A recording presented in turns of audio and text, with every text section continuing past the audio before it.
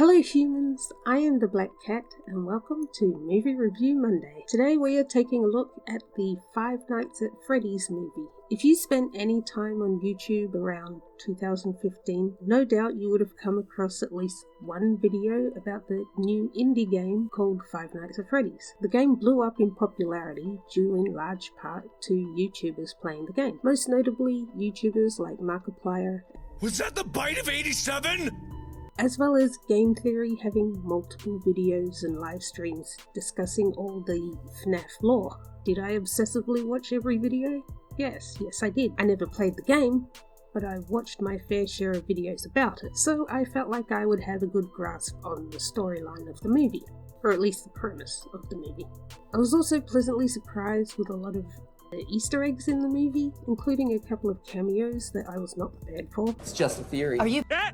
He said it! He said it! So the story follows Mike, a security guard who has just lost his job. He's taking care of his little sister Abby, so he is desperate for a new job. With no other options, he is offered the job of night security at an old abandoned pizza parlor called Freddy Fazbear's Pizza. We didn't have places like this in Australia, so it doesn't hit a nostalgia nerve like it would for an American viewer. The job is simple. Just stay the night and make sure no one breaks in. Easy peasy. Except for the fact that the animatronics come to life every night. This is where FNAF lore comes into play.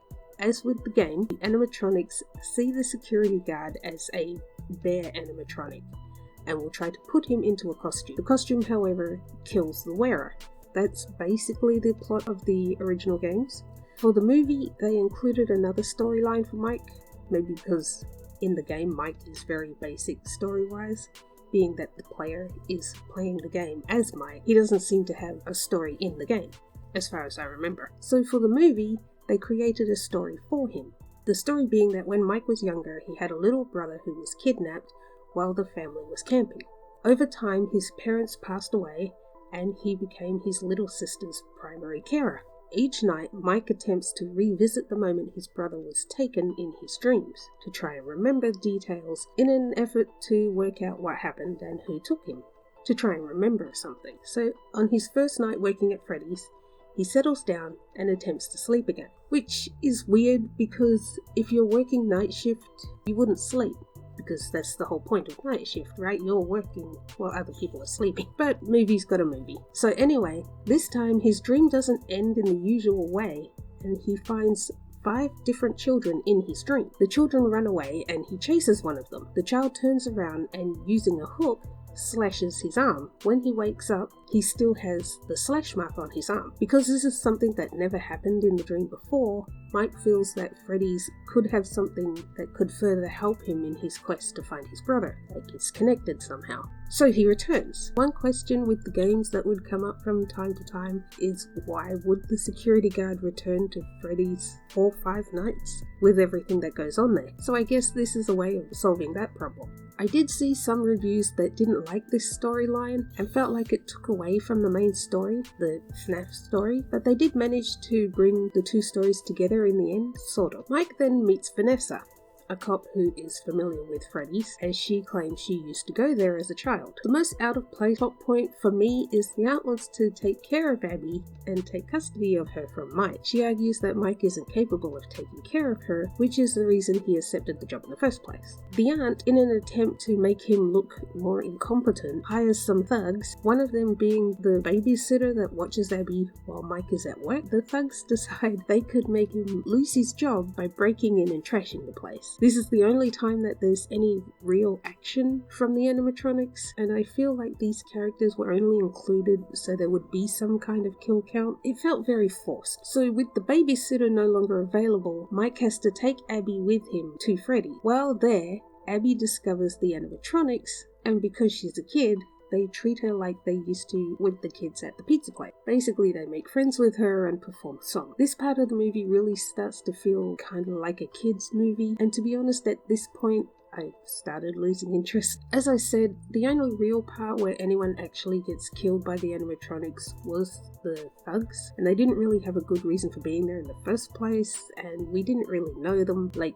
they were introduced and then they were dead and forgotten. Mike's sister Abby had been having a hard time with her parents passing, and so she's been drawing a lot of pictures. Later, Mike realizes that the pictures that Abby was drawing were of Freddy and friends, and so he believes this further proves that his brother's kidnapping was somehow connected to Freddy's. He talks to Vanessa more, and while she sympathizes with his situation, she is very clearly still holding something back. But that's the basic plotline. Five Nights at Freddy's felt like a high-budget film. The animatronics were made by Jim Henson's Creature Shop, so naturally they looked pretty good. And of course, using practical over CGI is always a plus for me. The acting was good, and I did enjoy the cameos. However, this movie was marketed as a horror movie, but there really wasn't a lot of horror. Like I said, the thugs and the aunt, I think, were really the only ones that were killed. For the most part, it very much felt like a made-for-kids horror. That makes the PG-13 rating make sense. Honestly, it felt like they relied very heavily on nostalgia for the games rather than making an interesting and entertaining standalone movie. And that's really emphasized with the inclusion of the YouTubers. I get that the movie is based on the games and that it's the game audience that they would want to attract, but as a movie, it also needs to be able to be a movie on its own. For example, the Resident Evil movies, while they did use a lot from the games, they also created an original character with an original storyline in order to create a whole new experience. Someone could watch the Resident Evil movies knowing nothing about the games and still find them interesting and entertaining. But I don't know if the same can be said for the Five Nights at Freddy's movie. Maybe it's because I'm looking at it from the point of view of someone who is very familiar with the games and the story from the games. So for Five Nights at Freddy's, it was very much production over writing, in my opinion. The production was great, but the story was lacking. But anyway, that's all the time I have for this review. Let me know what you thought about Five Nights at Freddy's. Did you love it? Did you hate it? If you made it this far in the video, first of all, thank you so much for watching, and I'll catch you next time. Bye.